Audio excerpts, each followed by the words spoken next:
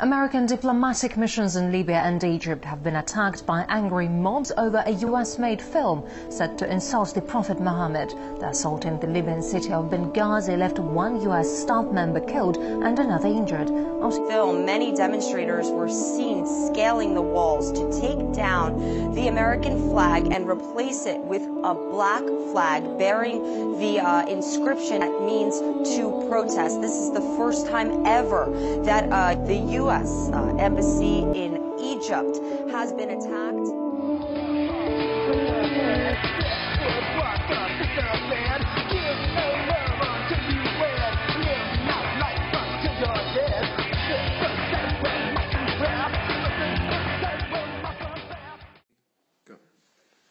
Here today with us, we have Father Jim Schwab from St. Walter's Church. Thank you, Father, for taking time out of your schedule to talk to us. Sure, it's a pleasure. First off, what are your thoughts about censorship in the media? I think one of the things that's interesting, especially when in regards to religion and in the church setting, when it comes to censorship in the media, I think what you got to look at is how does the media view the church, or even any church. And recently there was a survey that was put out about the church attendance of people, and it was 43% of Americans go to church, at one time or another, throughout the week. And I think it was the press was also given the same survey, and there was 8% that actually went to church. So I think a lot of times censorship comes from their not understanding maybe what the church is about or about the issues that affect the church. And so they might be censoring us only because they have a weird filter because they do not experience maybe what we experience. So I see a lot of censorship as really just not understanding the subject and then coming across with their own bias because they don't know what they're talking about half the time, So. Interesting. Do you think censorship serves as a benefit by avoiding controversy and sheltering children? What do you mean by sheltering children? Like the idea of not letting them see the world the way it really is, or maybe possibly like nudity or swear words or controversial topics, maybe like homosexuality, even stuff like that. So things that aren't in the media because of those things. Yeah, I think sometimes we use that as our excuse for why we don't do things in regards to censoring. There used to be a lot more standards for TV and stuff. But I think ultimately, the individual person is responsible for themselves, and in some cases, parents are responsible for what their children watch. And so, from that standpoint, if you know what they're watching, whether they see something you don't agree with or not, you can make it a moment that you can teach them. So, I don't know if I want to let the government or anyone else have total control over what should be or should not be censored, because I think parents are ultimately the ones that should do that for their children. Do you think that hiding this material or language provokes children to just want to obtain it more rebellious manner instead of just talking about it openly and responsibly? What was the first part? I didn't catch the first part of the question on that. Do you think that hiding this material do you think it just provokes children to try and obtain it in a more rebellious manner? Well, I think in some cases, right. It's always that thing about whether something is permissive. If you allow it or don't allow it, will a person look for it? So I don't know for sure. I do know, once again, that if a person is responsible for themselves, they can make the choices. Children have to be kept from some things until they can make those choices themselves, though. What ethics should censorship be based on? And should it be based on morals and ethics preached in the Bible or in the church? Well, that's interesting because, now that our country's become more and more secular, so it's not really religious oriented. You're not even allowed at places to put the Ten Commandments out as a code of ethics or a code of conduct anymore. Where do we get our values, As Christians, we believe in the commandments, but we also believe in what we call the natural law, that certain things are right or wrong according to the natural law. Even that's being questioned today. So yeah, it's a good question. What do we use as the basis of society's rules when everyone is kind of multicultural and have their own ideas of what's right and wrong?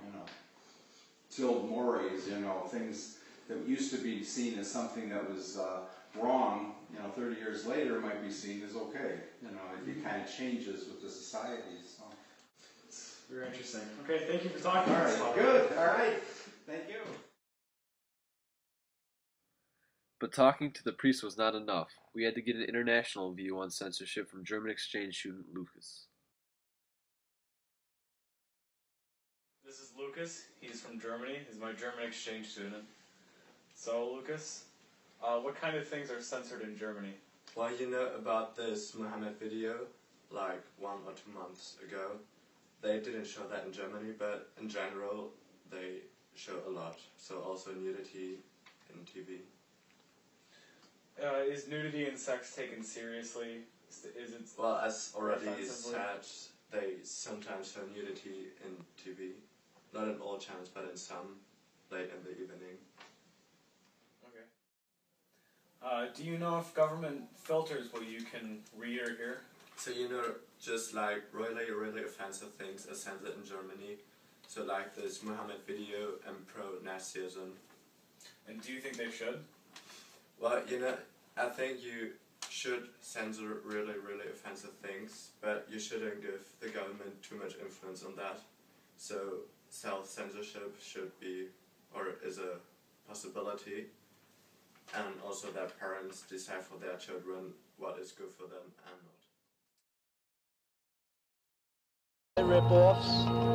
I mean, the American government is one systematic government that nobody can trust. I don't trust them myself.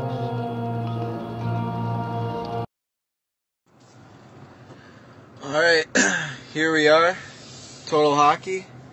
We're gonna pull in and talk to my colleague Mike Kellum, aka Squirrel. He says he's got something to say about this censorship stuff. So see if he has a minute here to give us a piece of his mind.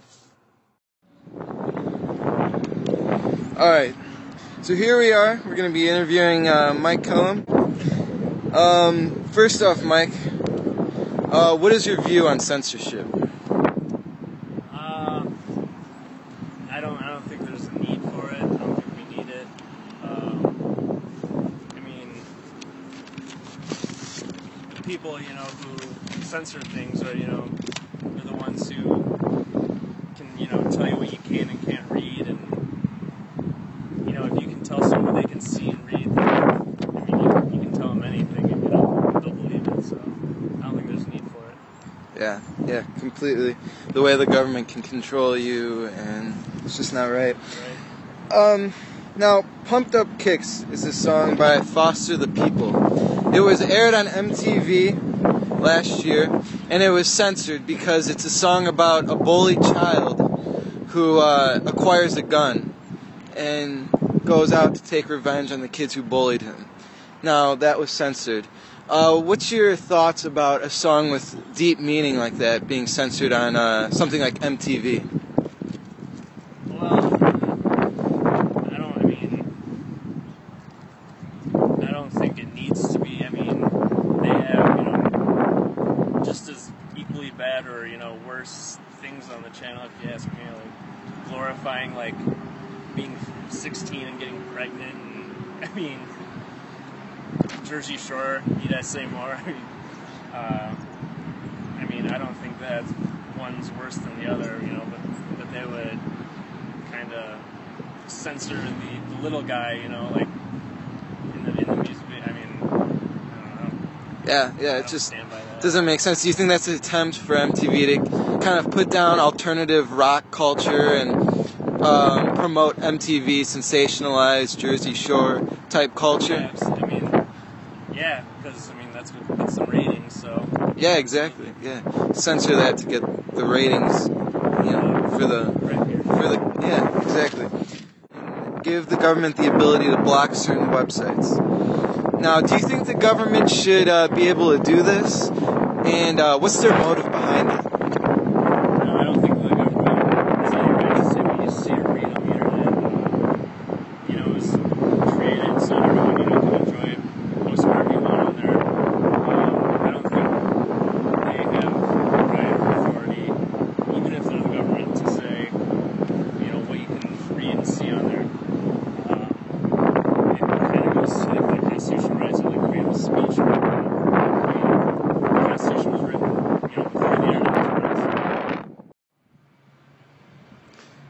today we're going to be interviewing a librarian at the Roselle Library to talk about censorship. Okay, well today we are here with Roselle librarian Marcia. Thank you for taking time out of your day to be with us today. I'm happy to do it. Let's dive right into it then. Cool. Usually books are challenged in library settings. That means a patron or an outside organization is questioning the validity of having something in the library. Usually things are challenged but are not censored in libraries. Do you think there should be standards? I think that each community is different with, if you're looking, for books that appeal to the standard population, there is no one standard. Each person's ideas and thoughts, unless they are illegal, are considered valid. Now that the show is over and we have jointly exercised our constitutional rights, we would like to leave you with one very important thought. Sometime in the future, you may have the opportunity to serve as a juror in a censorship case or a so-called obscenity case. It would be wise to remember that the same people who stop you from listening to Boards of Canada may be back next year to complain about a book or even a TV program. If you could be told what you can see or read, then it follows that you can be told what to say or think. Defend your constitutionally protected rights. No one else will do it for you. Thank you.